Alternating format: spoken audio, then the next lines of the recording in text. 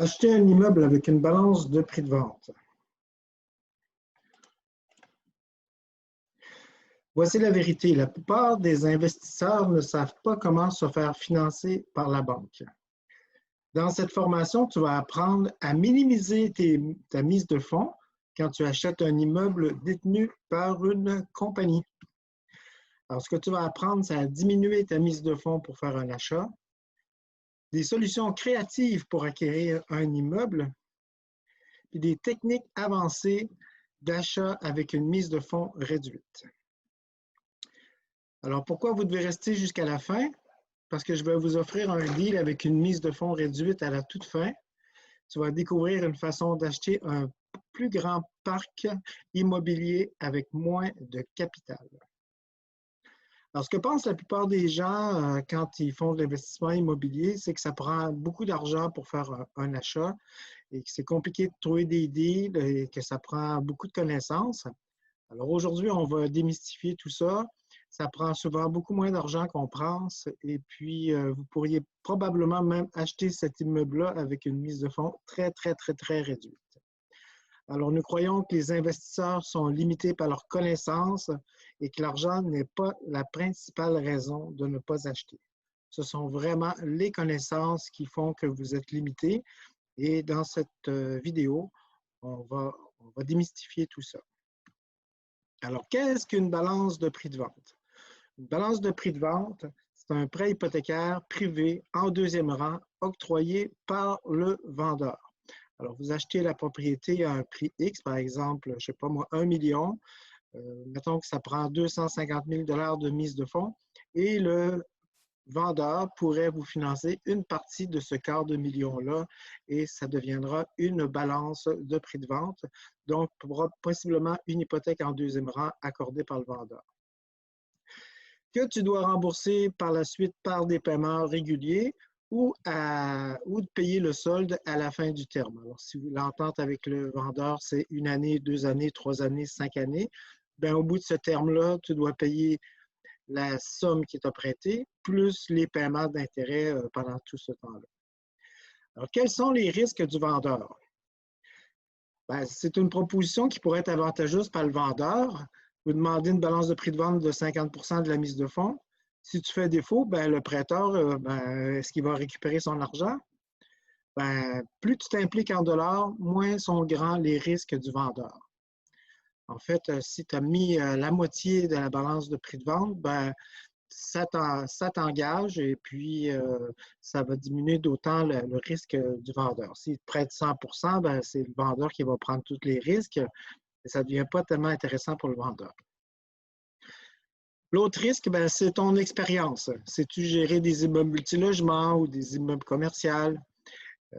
Est-ce que tu as des ressources financières si tu avais des pertes de revenus? Ton crédit, tes revenus personnels? Ton crédit va-t-il te permettre de passer à la banque pour un refinancement? Si tu es assuré avec la CHL, c'est plus difficile maintenant, mais si tu veux financer du commercial, par exemple, en prêt conventionnel, est-ce que tu vas être capable de le faire? Alors, les avantages pour toi l'acheteur, c'est beaucoup moins de mise de fonds. Ça prend un cash down beaucoup plus petit et c'est un effet de levier plus important. Alors, comme tu mets beaucoup moins d'argent dans la transaction, ben, ça va te faire beaucoup de revenus nets par rapport à ta mise de fonds. Donc, ça va te donner un effet de levier très, très, très important. Alors, les autres avantages pour l'acheteur, c'est d'agrandir plus vite ton parc immobilier. Avec ton argent, tu peux acheter plus d'immeubles ou un effet de levier encore pour avoir un effet de levier plus important. Ça te fait un taux pondéré qui est plus petit que le rendement de l'immeuble. Alors, ce que je veux dire ici, c'est que le coût de l'hypothèque plus de ton emprunt que tu vas faire avec ton vendeur, ben, il faut que ça te donne un rendement plus grand que celui de l'immeuble et comme ça va te générer du cash flow. Alors, la qualité de l'immeuble aussi, le vendeur a confiance dans son immeuble et dans ses locataires, alors il va s'engager plus facilement dans la transaction. Puis en même temps, pour toi, ben, c'est une garantie que ce qu'il t'a promis de vendre, ben, c'est bien ce qu'il t'a vendu. Sinon, ben, il ne va pas faire une balance de prix de vente, le vendeur, il va vouloir être payé tout de suite. puis que tu mettes toute la mise de fonds. Alors, capacité de rembourser, ça c'est aussi le risque de l'acheteur. Au terme de l'entente, tu dois être capable de refinancer l'immeuble pour être capable de rembourser l'argent que tu dois à ton vendeur, qui s'est mis, lui, en balance de prix de vente par la suite, qui a fait finalement une hypothèque sur la propriété. Et cette capacité de rembourser-là, c'est pour payer ton emprunt au vendeur. Alors, les balances de vente, ça ne marche pas. C'est vrai, mais en même temps, c'est faux. Si tu as mal structuré ta balance de prix de vente, ça va être très difficile de présenter ça au vendeur et de le convaincre de te prêter de l'argent. Mais si tu as fait une belle structure, puis tu es capable de présenter ça au vendeur, puis de lui dire que tu vas être capable de payer et puis de le rembourser à terme, là, tu vas peut-être avoir quelque chose d'intéressant à présenter au vendeur. Et si c'est bien présenté, que le vendeur comprend bien ce que tu es en train de faire, il y a des grandes chances qu'il te vende sa balance de prix de vente parce que comme ça, il va savoir qu'il va vraiment vendre son immeuble au prix du marché et qu'il va obtenir le maximum. Et puis, en même temps, il va partager les risques avec toi. Alors, pourquoi ça ne marche pas, les balances de prix de vente? Ton investissement personnel est trop petit. Si tu ne t'impliques pas un petit peu, le vendeur, je ne vois pas pourquoi il va accepter cette balance de prix de vente à 100% parce que toi, tu ne t'engages pas, tu n'as rien à perdre. Alors, si tu investis de l'argent, ça veut dire que tu t'engages aussi et que tu vas travailler fort là, pour le payer, le vendeur. Pourquoi ça ne marche pas aussi? C'est parce que peut-être que tu as un manque d'expérience, un manque de connaissances. Le vendeur a besoin de son argent tout de suite. S'il vend, il va récupérer son argent tout de suite. Alors, s'il en a besoin vraiment, il ne pourra pas te faire de balance de prix de vente. Alors, ça ne marchera pas. Ta solidité financière aussi, si tu n'es pas solide financièrement, tu n'as pas un bon crédit ou les bons revenus ou tu n'as pas ce qu'il faut pour être capable de refinancer à la fin, ça ne marchera pas non plus. Et puis, le prix d'achat qui est demandé peut-être par le vendeur, ça ne te convient pas, mais avec une balance de prix de vente, tu vas t'y retrouver avec ça. Donc, ça devient super intéressant pour toi. Le savoir-faire, c'est super important. Bien présenter les choses, avoir des bonnes techniques de négociation, présenter les avantages au vendeur. Alors, plus tu vas mettre ça beau pour le vendeur, plus ça va devenir intéressant pour lui de faire une balance de prix de vente.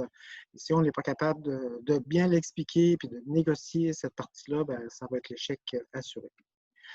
Alors, une balance de prix de vente, c'est extraordinaire pour profiter d'une opportunité quand tu n'as pas tout l'argent pour l'acheter tout de suite. Ça augmente aussi ta profitabilité parce que tes revenus nets, ils vont devenir beaucoup plus gros et par rapport à ta mise de fonds. Alors, ça va te permettre d'avoir une bien meilleure profitabilité. Puis, c'est d'utiliser l'effet de levier pour investir. Alors, au lieu de mettre tout ton argent dans une transaction, ça peut te permettre d'en mettre une partie, puis peut-être en acheter 2 immeubles avec le même capital. Alors, qui aimerait faire plus avec moins de capital? Je pense que pas mal tout le monde aimerait faire plus de cash flow avec moins de capital. Et les balances de prix de vente, c'est un excellent outil pour atteindre cet objectif. Alors, acheter une compagnie. Alors, acheter une compagnie, c'est aussi une forme de balance de prix de vente. Je vais vous expliquer comment. Alors, on peut avoir une compagnie de gestion qui est la Inc. Que vous voyez ici, qui détient l'immeuble 1, l'immeuble 2, l'immeuble 3. Et dans chacune de ces compagnies-là, il pourrait y avoir 1, 2 ou 3 immeubles. Alors, votre objectif, c'est d'acheter, par exemple, l'IMO 1. Alors, je vais vous expliquer comment on fait ça, comment on achète les actions d'une compagnie. Alors, au moment que vous achetez la compagnie, vous devenez le nouvel administrateur de la compagnie. Alors, celui qui était le propriétaire de la compagnie, qui détenait les immeubles, il ne sera plus l'administrateur et c'est vous qui allez devenir l'administrateur, c'est vous qui allez gérer tout ça et qui allez vous porter garant du prêt hypothécaire qui est associé à cet immeuble-là dans la compagnie. Alors, les avantages des actions, quand on achète des actions plutôt que d'acheter directement l'immeuble, c'est qu'on n'a pas de taxe de mutation. Alors, comme l'immeuble n'est pas vendu, que vous achetez les actions de la compagnie, il n'y a pas de disposition de l'immeuble, donc il n'y a pas de taxe de mutation. En autant que le propriétaire est propriétaire depuis au moins une année, vous n'aurez pas de taxe de mutation. Il n'y a pas non plus de pénalité hypothécaire parce que vous reprenez tout comme c'est là. Alors, si l'immeuble généralement est hypothéqué, alors vous allez reprendre l'hypothèque en place qui est déjà là et il n'y aura pas de pénalité. Et quand vous allez arriver à terme, bien, ça va être le moment de refinancer l'immeuble, puis vous allez pouvoir vous servir de ce refinancement-là pour payer en partie ou en totalité la balance de prix de vente que vous aura fait le vendeur. Il n'y a pas de frais de notaire non plus parce que vous n'avez pas une transaction immobilière. Par contre, vous pourriez peut-être avoir quelques frais d'un avocat là, pour faire les contrats puis le transfert de la propriété, incluant les vérifications diligentes que vous allez faire aussi avec votre comptable. Il n'y a pas de nouveau certificat de localisation, alors ça ne sera pas nécessaire parce que l'immeuble n'est pas vendu, mais c'est plutôt les actions de l'immeuble. Il n'y a pas de frais de bancaire pour le financement. Comme il n'y aura pas de pénalité, il n'y a pas de frais bancaires particulièrement. Les désavantages maintenant des actions, c'est que vous achetez la compagnie avec ses dettes. Vous l'achetez telle qu'elle. Vous l'achetez avec tout ce qu'elle peut avoir comme dette, y compris les fournisseurs, par exemple. Vous achetez l'immeuble avec ses obligations fiscales. Et là, c'est là que c'est important de bien vérifier. Alors, la compagnie elle peut avoir des impôts à payer. Alors, si vous achetez l'immeuble comme ça, vous achetez la compagnie comme ça, s'il y a des dettes fiscales qui sont dues, vous allez devoir les payer.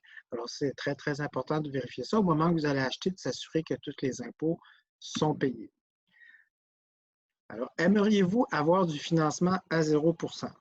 Alors, je pense que tout le monde rêve de ça, d'avoir du financement à 0 %, même si les taux d'intérêt maintenant sont très bas, mais 0 %, c'est encore mieux. Et comment on fait pour obtenir du financement à 0 %? Ça, c'est le secret des secrets et que je vais vous révéler là, maintenant, tout de suite. Ce sont les impôts latents. Alors, qu'est-ce que les impôts latents? C'est que l'immeuble a été détenu dans la compagnie, puis il n'est pas encore vendu. Donc, tant que l'immeuble n'est pas vendu par la compagnie, il y a des impôts à payer. Alors, si ça fait 8, 9, 10 ans, 15 ans que l'immeuble est détenu par le propriétaire et qu'il a utilisé l'amortissement, plus la plus-value de la valeur de l'immeuble, ça fait qu'au moment que vous allez vendre, il va y avoir des impôts à payer. Alors, au moment que vous achetez les actions d'une compagnie, vous allez tenir compte de ça, des impôts latents, et ça va vous faire de l'argent de moins à mettre sur l'achat de la propriété. Imaginez, par exemple, qu'il y a 200 000 $ d'impôts. Dans l'exemple que je vais vous donner tout à l'heure, ça va être encore même plus que ça. C'est 200 000 $, que c'est comme si c'était de l'argent que vous deviez au gouvernement quand l'immeuble va être vendu et qui vous est prêté sans intérêt pendant tout le temps que vous allez posséder l'immeuble. Donc, 200 000 sur un immeuble de 1 million, ça va être 200 000 $ que vous n'avez rien à payer, ni paiement, ni rien. Rien. Juste au moment où vous allez vendre. Et quand vous allez vendre, vous allez récupérer l'argent, vous allez avoir l'argent pour payer ces impôts-là. Donc, ça vous fait un effet de levier super important. Votre partenaire, qui est l'État, va vous financer quelque part l'achat de vos actions. Alors, l'impôt à payer, l'impôt latent, c'est l'impôt à payer quand la vente de l'immeuble va se faire. Alors, tant que l'immeuble n'est pas vendu, il n'y a pas d'impôt et ça représente en fait le gain en capital qui est imposable sur l'immeuble. Donc, l'impôt est à payer dans le futur. Alors, tant et aussi longtemps que vous détenez l'immeuble, ces impôts-là, évidemment, ne sont pas à payer, mais ils sont à payer quand l'immeuble est vendu. Donc, ça vous fait un apport de moins à faire dans l'achat de la compagnie. Si toutefois vous deviez acheter l'immeuble directement, le vendeur, lui, quand il va vendre, il va avoir ces impôts-là à payer. Et comme il vous vend les actions, puis que les impôts sont reportés, au lieu de rembourser le gouvernement tout de suite, c'est comme si cet argent-là vous était prêté. Alors, c'est une technique qui est très peu utilisée et c'est une technique qui permet d'avoir un effet de levier très, très important. Vous imaginez que un immeuble de 1 million, il faudrait mettre 250 000 $ de mise de fonds et que vous avez 200 000 $ d'impôts latents à payer, vous n'avez que 50 000 $ à mettre dans cet immeuble-là pour avoir les revenus nets, le cash flow que cet immeuble-là va générer. Donc, l'impôt est à payer dans le futur. Donc, quand vous allez vendre l'immeuble, ben, ce 200 000-là, ben, ça va être quelque chose que vous allez devoir rembourser, mais vous allez avoir eu l'argent chez le notaire au moment de la vente. Qu'est-ce qu'une débenture? C'est d'acheter les actions de la compagnie, mais au moment de l'achat, si vous ne pouvez pas tous les payer, ben, au lieu de faire une balance de prix de vente, ben, ça va être de prendre les actions puis de les prendre en garantie. Alors, moi, de la façon dont je fais ça, quand je mets mes actions en garantie, on dépose le livre de minutes chez un avocat, par exemple, ou chez un notaire, et vous n'avez pas accès à ce livre-là. Donc, vous ne pouvez pas modifier rien de la compagnie. Ça va prendre l'autorisation des vendeurs qui vont vous céder toutes les actions, vont enlever la garantie au moment où vous allez leur payer toute votre dette. Donc, ça va vous empêcher de revendre cet immeuble-là à quelqu'un sans payer le créancier. Alors, une débenture, en fait, c'est un vendeur qui accepte d'accorder un prêt à une entreprise. En cas de défaut de paiement, le vendeur aura le droit de reprendre les actions de la compagnie pour récupérer le montant du prêt. En gros, le vendeur reprend ses actions et si ça devait arriver ça, ben, votre mise de fonds que vous avez mis pour acheter la compagnie, ben, vous allez la perdre. Ça, c'est la même chose que si vous aviez une hypothèque que vous ne la payez pas, ben, le propriétaire ben, prendrait tous les recours nécessaires pour faire la saisie de l'immeuble. Mais là, ce n'est pas nécessaire. Il va faire seulement la récupération, en fait, des actions qu'il vous a vendues dans le passé. Alors, comment on calcule la valeur des actions? C'est le prix de vente qui est entendu, moins les dettes, moins les crédits, c'est-à-dire les hypothèques, et tous les comptes à payer aux fournisseurs, les taxes de vente à payer, les impôts latents qu'on parlait tout à l'heure, ça va vous donner la valeur des actions et c'est ce prix-là que le vendeur va vous vendre la compagnie. Alors, si vous avez la somme au complet là, de cette opération mathématique-là, ben, il va vous transférer toutes les actions, puis il n'y en aura pas de balance de prix de vente et vous allez être capable vous allez continuer à opérer la compagnie parce que c'est la vôtre.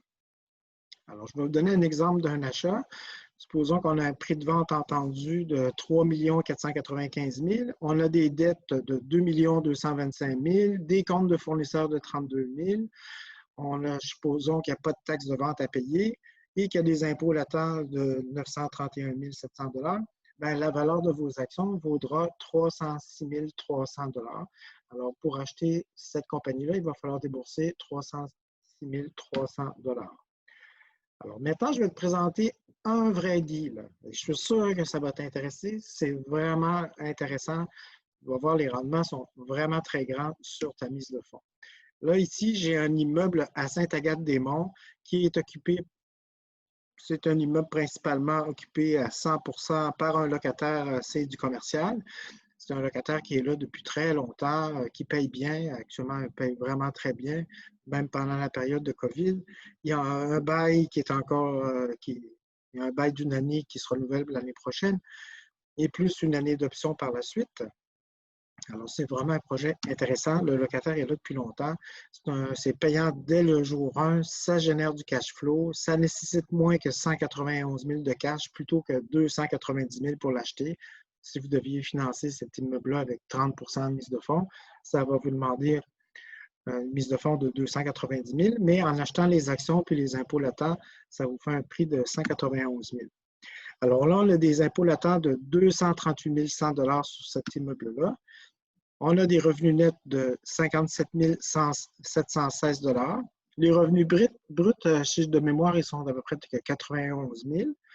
On a le service de la dette, c'est les paiements hypothécaires de 31 665 et ça vous génère un surplus de 26 051 $.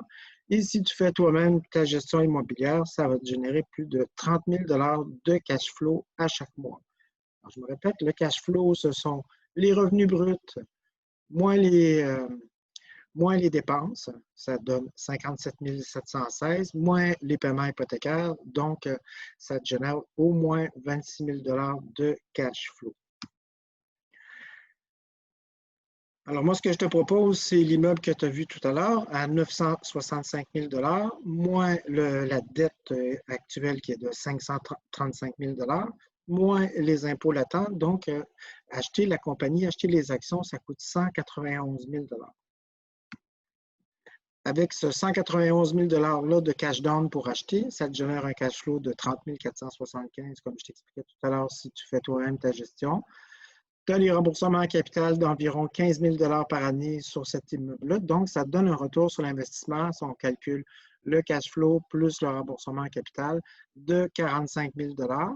Et si on divise ça par ton montant d'investissement de 191 000 $, ça te donne 23,9 % de rendement, presque 24 % de rendement, ce qui est extraordinaire. Vous voyez l'effet de levier, là? Parce que si vous l'aviez acheté à 100 %, vous auriez eu